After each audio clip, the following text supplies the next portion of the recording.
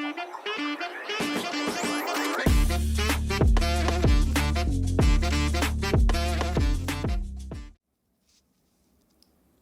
Rama rrit pensionet me 300 euro. Në një lëvizje që ka tërhequr vëmendjen e të gjithë vendit, kryeministri Edi Rama ka njoftuar një rritje të konsiderueshme të pensioneve, duke mbajtur premtimin e tij të bërë më herët.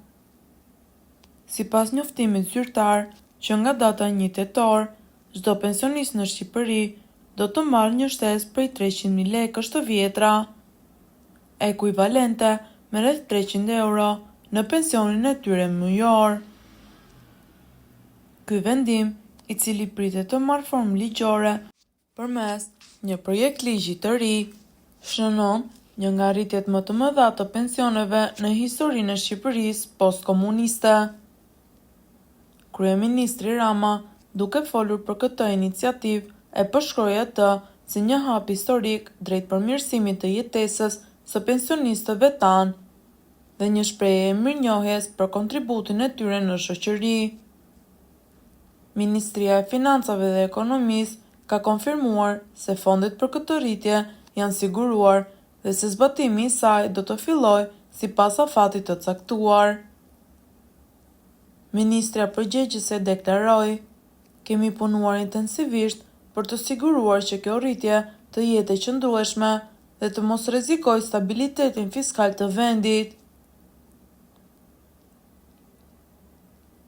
Ekonomistët kanë reaguar me një përzierje opinionesh ndaj këtij vendimi.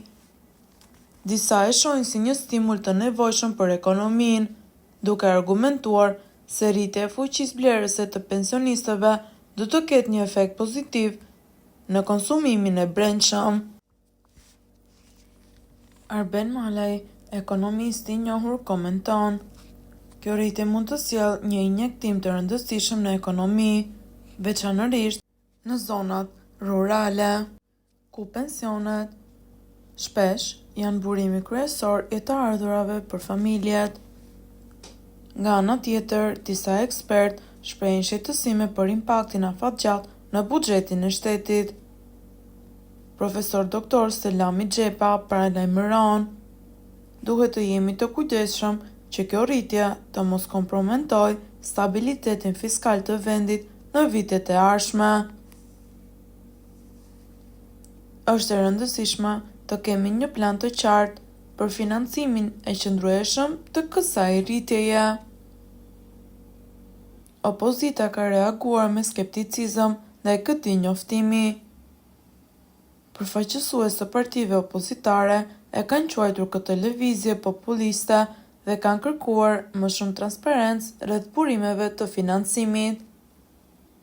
Ata argumentojnë se kjo rritje mund të çojë në rritje të borxhit publik ose në rritje të taksave në të ardhmen.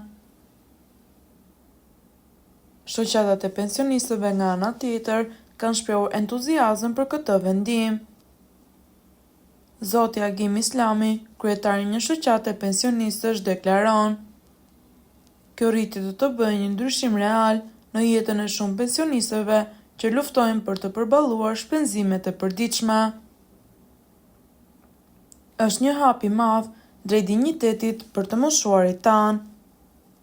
Çfarë mendimi keni ju për këtë situatë?